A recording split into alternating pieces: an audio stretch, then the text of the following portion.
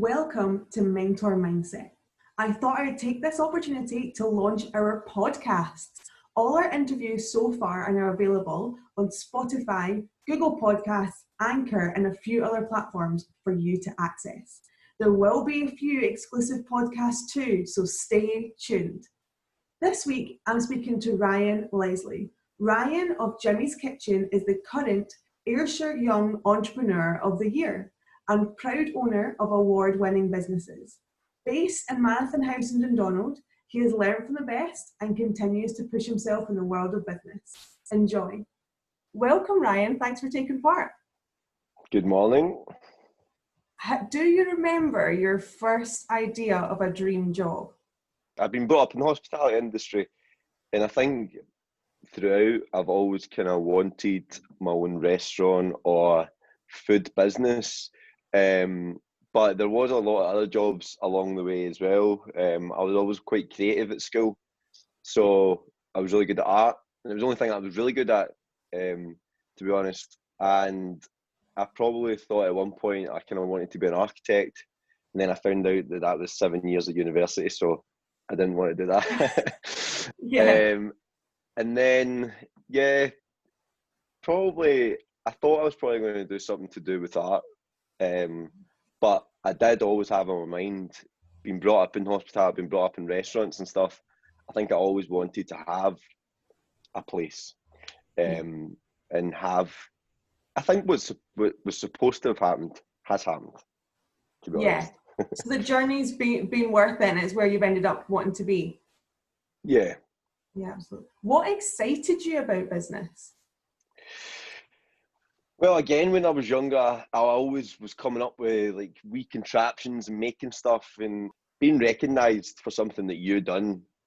I think that's really what I like about it, and also the fact of creating a brand, creating a logo, creating the whole look of the business. I think that's why I wanted a business like Gymmies Kitchen, because it's so so B2C, so business to customer. Business I had before was more business to business, and you can't really be sexy with that. You can't really do anything kind of funky and cool on social media. It's quite, well, obviously depending on what type of business it is as well. But because Gymmies Kitchen and meal prep is such a sort of lifestyle business, there's a lot of cool things that you can do with that sort of branding and logo and the feel on social media. So I think that's probably what really, that's the sort of things that I like to, and just building a business as well. It's pretty cool. Yeah. So you like the excitement of building something and making it your own. How did you start in the world of manufacturing then? That was your first business. Well, I was a chef up until I started washing dishes when I was 15, and I always had that part-time job whilst at school. And basically what happened one day was the environmental health came into their establishment, just doing the routine check that they would do, and they said, look, we now want you to store your raw meat in separate containers from everything else. And there's already a colour coding system in the hospitality industry, in kitchens. You're red for raw meat, blue for raw fish, and all that sort of things. But you didn't get full coloured containers. That wasn't a thing at that point. But you got chopping boards, knives, and things like that. So my dad then said, right, maybe this is an idea, because this is the solution that we need to this problem. He came up with the idea, started talking to people about getting it designed and all that. And that whole process was really cool. It was something that we had never done before. And he basically said, right, I've got the hotel and the restaurant, and he's there, he works there every day. He's in the kitchen a lot, most of the time as well.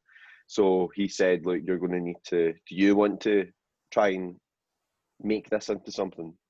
And I think it probably was my dad. I think it was my dad that came up with the name.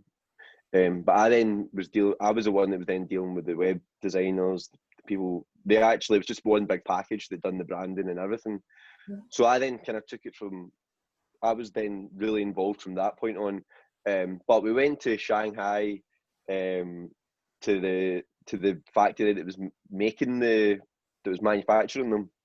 We're just learning as we're going. Like when we were ordering certain things for that business, and we would be getting questions from distributors that maybe we were selling stuff through, and they're saying, "Oh, like, what's your MOQ?" And I was like, "What is an MOQ?" And then like MOV, MOQ, and I'm like, "What are these things?" So it's constantly just looking up, like Googling what is an MOQ, what is an MOV, and then when you see it, like minimum order quantity, minimum order value, like it's not big things, but unless you're in that industry, you don't know what these terms are. Do you know what I mean? So there was a lot of learnings on YouTube, and when we were selling on Amazon, I just taught myself from YouTube. So I mean, there's plenty of things that you can teach yourself from YouTube now. Mm-hmm. That's really impressive. What did you take from your first business as advice to your second business, or what you'd learned through? I got into Entrepreneurial Spark, and I'd say I'd learned, a lot from Entrepreneurial Spark. And as soon as we got there, I probably realised a lot of things that we should have done already before we started spending money on, getting moulds made for the plastic containers and ordering stuff, and how much we should order, how simple the website needs to be. Just when you're first starting off, it doesn't need to be the finished product. So learned a lot from Entrepreneurial Spark and Tub It Safely. It was just probably more like don't make them mistakes again, sort of thing. All the learnings that I took from Tub It Safely and being in Entrepreneurial Spark for a year, I then knew exactly if I was going to start another business, this is what we would do it, and this is how it would go.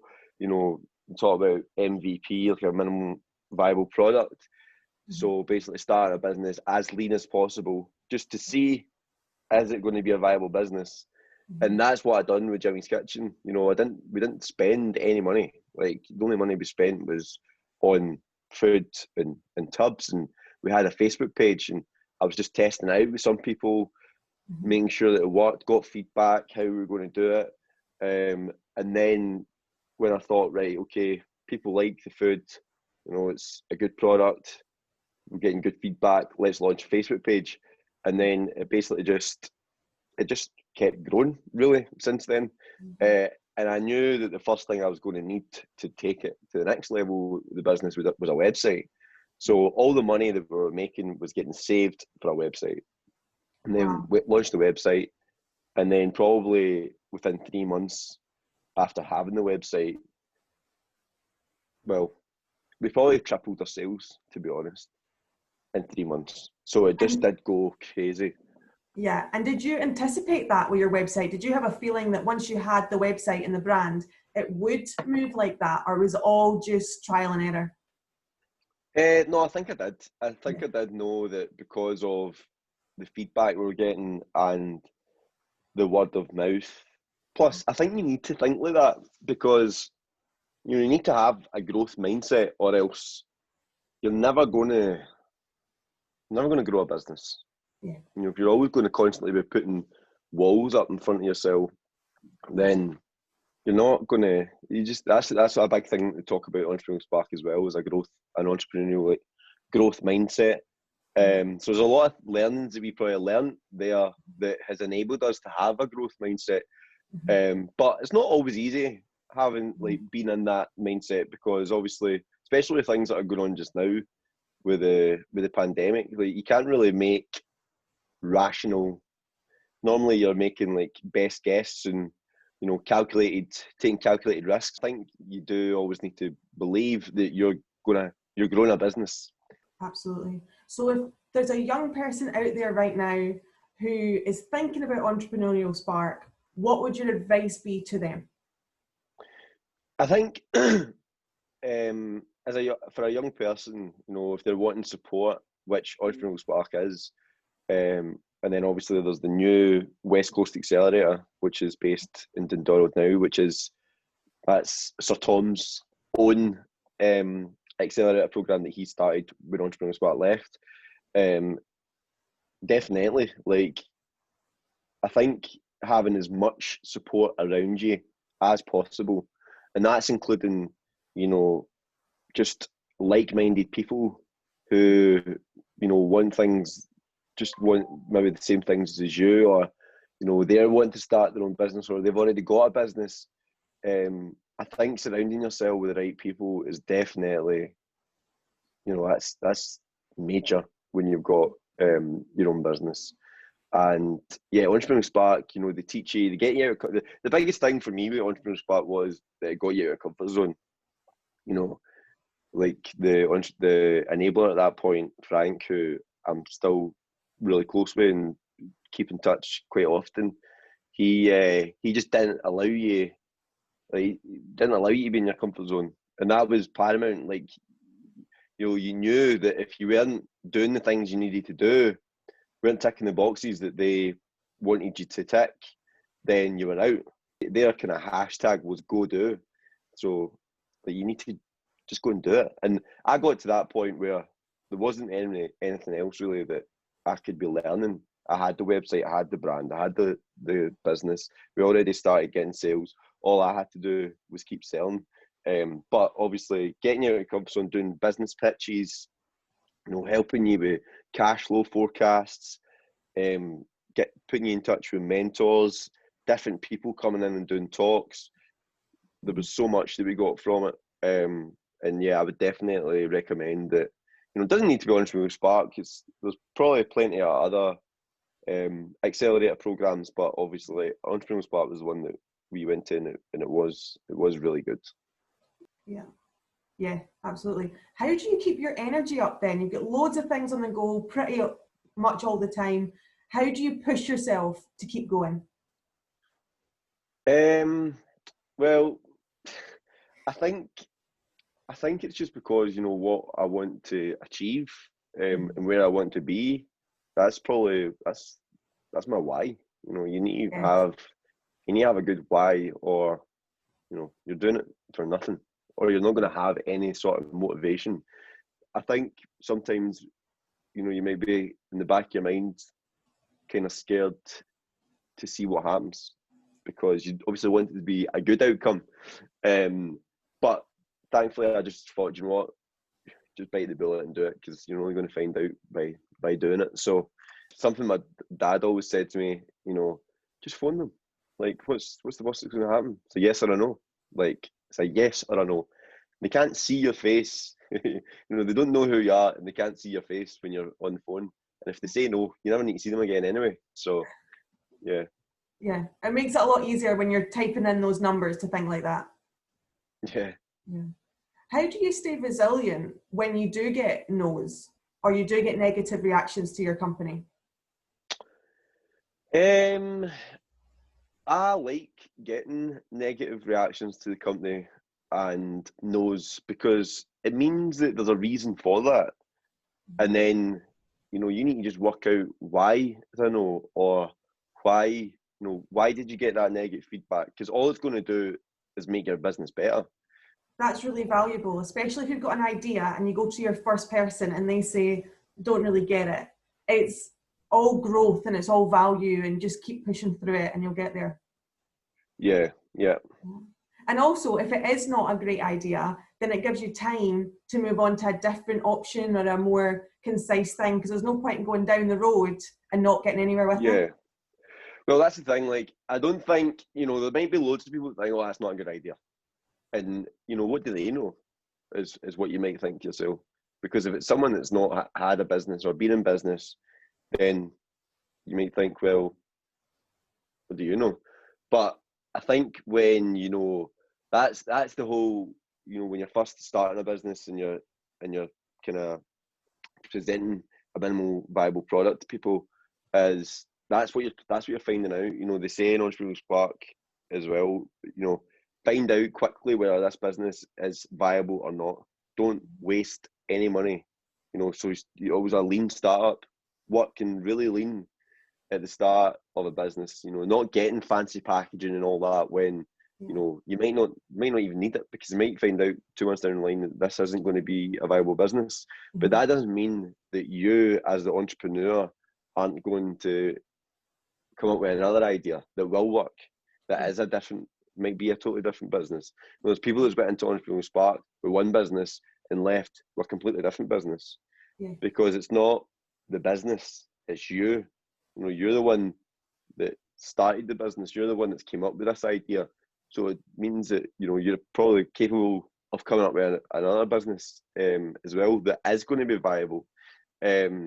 So I think you need to listen to people, but I think it's always better to listen to people that aren't your friends and family as well, because most of the time your friends and family are going to tell you, that's a great idea, that's amazing, go and do it.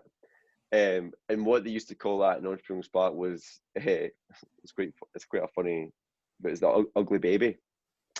So when you have a baby, no one's going to tell you it's ugly, and it's just the same with a business. You know, friends and family aren't going to tell you, you know, you've got a rubbish business. That's rubbish. So I think it's always good to actually go and speak to people you don't know, speak to people who are just totally random people that you have no relation to, but are the sort of people that you want to be speaking to, like in regards to the business you've got. So yeah, I think that's definitely some good feedback. That's really, really good advice. I think that's really valuable. And then when you're starting a business, you probably do want to speak to your friends and family, because they're your mentors in life anyway. But you need to look outside that bubble, and it's only going to help you. Yeah. So you're an entrepreneur, you're a professional entrepreneur. How do you order your ideas? Like, are you walking down the street and you have an idea and you think, that's great, and do you immediately forget about it, or do you write it in a book, or you see all these people on TV? How do you do it? I used to write things down in a book. I've probably not got as good with it recently, but it's one thing that I'm wanting to start kind of doing again, because there's loads of ideas, even just during lockdown, obviously, because of how things have changed. I think there's a lot of new businesses that are going to come out of this, and that's been had my brain firing with you know, new things. I've got other. I mean, there's ideas that I want to be working on now, but I need to start writing them down, because it's easy to forget. Yeah, no, absolutely. And I think that's really valuable that Scotland is such a good place to start a business and such a good place to foster your ideas. There's so many opportunities that if you've got one, go for it. Mm-hmm. Yeah, definitely. Like, because it is, at the end of the day, like, what's going to happen, especially if you're younger and you don't have the financial, like, liabilities, like houses, cars, all the rest of it, families, you know, the best time to do it is when you're younger. The biggest benefit of being part of an accelerator program is the peer-to-peer learning. So if it's a good community of people in the program, then yeah, definitely. Like, it's so valuable. So you've probably done loads of pitches by now. You'll be well versed in how to produce one. What would your advice be for a 60-second pitch if you've never done one before? How would you prepare it? So we always kind of followed a structure in Entrepreneurial Spark, and it wasn't, you didn't have to do it like this, but it was a kind of good template. So you always wanted to start with a hook. So a hook might be like a statistic or something that's going to basically hook your listeners in, and really want to listen to what it is you're about to say. The hook that we used, and the hook that I used in the pitch for Tub It Safely was there's over 1 million cases of food poisoning each year in the UK, and then obviously that's like a big number, big statistic, and that will get people listening. And then so you talk about your hook, and then after your hook you might introduce yourself in your business. Then you're wanting to talk about the problem, so the problem that you're going to solve, because that's all, entrepreneurs, that's what we are, we're problem solvers, really. So you talk about your problem, then you talk about what your solution is to that problem, whatever your business is.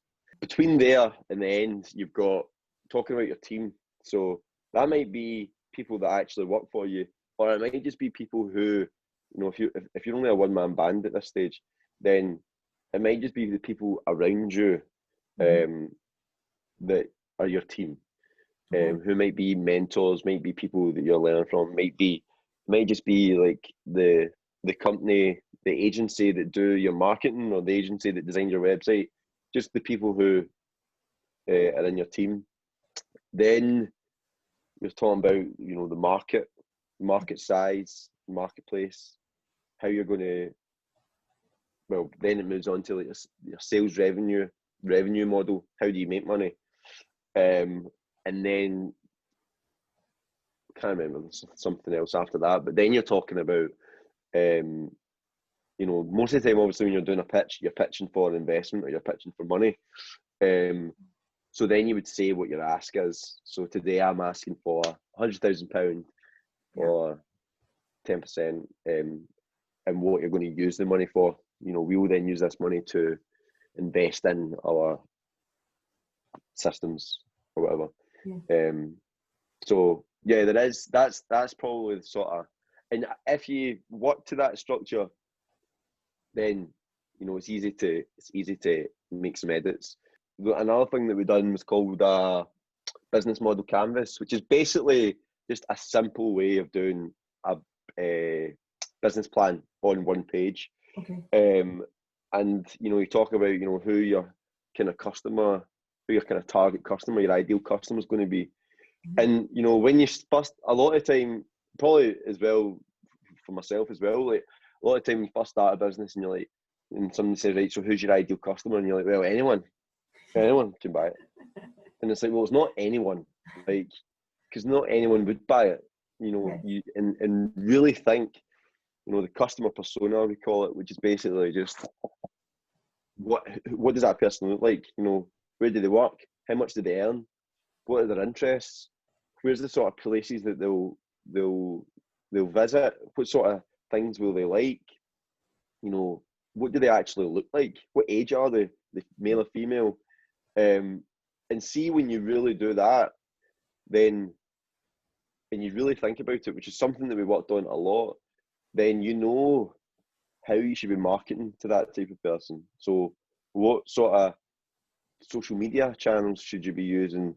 And do you enjoy doing these things now, standing up and pitching, or is it always stressful? I think I do find it always stressful. Okay. In Entrepreneurial Spark, I won the pitching competition twice, and at that point it was for money, so you had something to pitch for. But I used to always type my pitch out, and I used to have like, I would always split it up so you kind of said it in sections, Right. and I'd always make one bold and one, so I'd make it like bold, normal, Yeah. and then just kind of made it stand out in your mind. You would know right next is to say this.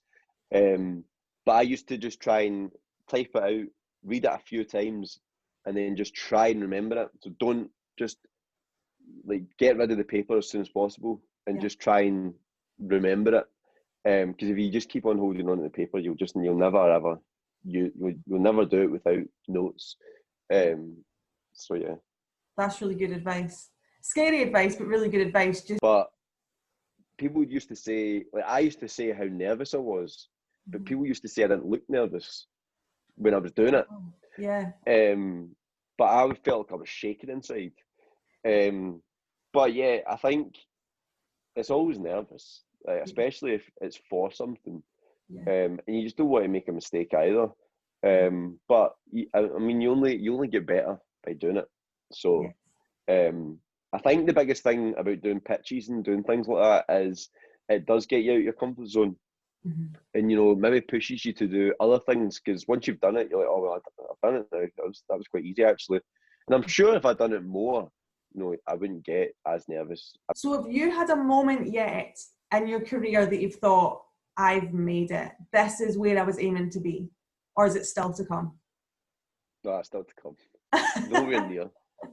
No, I mean, aye, absolutely nowhere near.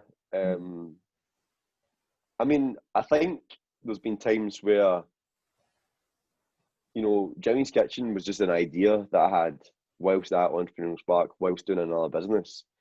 And I think there was one time, well, it's been a couple of times where maybe like I've been putting Like we had at one point we had these wee sleeves, these wee branded sleeves that went on the tubs. At one point, one day I was putting that on, and I was just looked at the logo and everything and think like, well, this is actually, like, you forget that you've got it to this far, Yeah. and that you have actually created that. And I think, yeah, you always need to kind of have a wee bit of recognition for yourself. Aye, but I'm nowhere near where I want to be yet. Nowhere near. That's A few amazing. years away yet, I think. Yeah.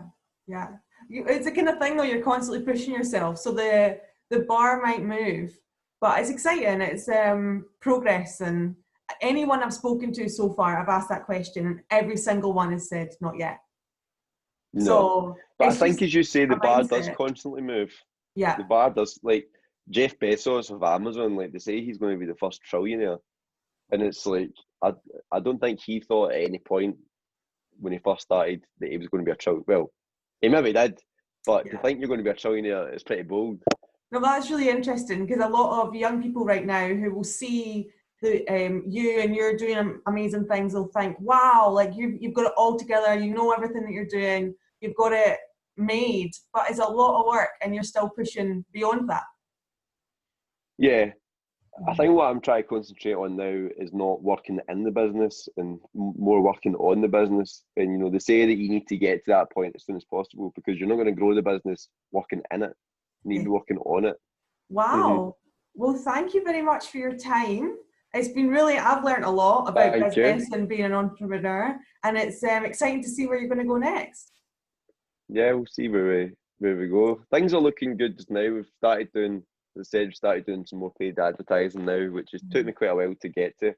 And we've got our UK national delivery working now with DPD. So yeah, hopefully in the next few months things will start to pick back up again. I'm looking forward to it. Yeah. And do you have another little idea in the background that you're thinking that would be the next thing? Or are you focused on what you're doing at the moment? I do suffer from shiny object syndrome. And that's one thing that I really do want to try and get better at, is just focusing on the one thing for, you know, doing it for 3 months. If it doesn't work, move on to like another idea. But there is a few ideas that I definitely want to explore when the time's right. As totally, these are new businesses, so no, there is a couple of things I'm wanting to look at. Yeah, I'm sure. Well, thanks for your time. Thanks very much. Thank you.